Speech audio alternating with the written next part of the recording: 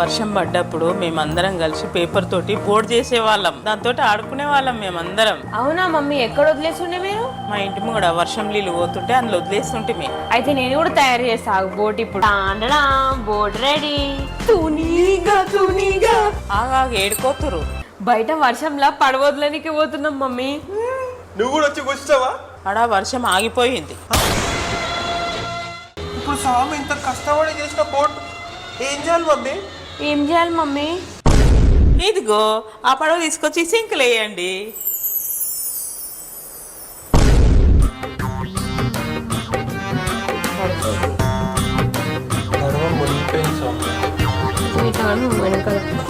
చూసిన మమ్మీ ఎంత బ్లాక్మెయిల్ చేసింది మనని, ఎంత మోసం చేసింది మమ్మీ అయితే మనని. వర్షం పడుతుంది, పడవతోటి ఆడుకుంటామని చెప్పి మనని వాష్ బేసిన్ ఆడిపిస్తుంది పడవతోటి.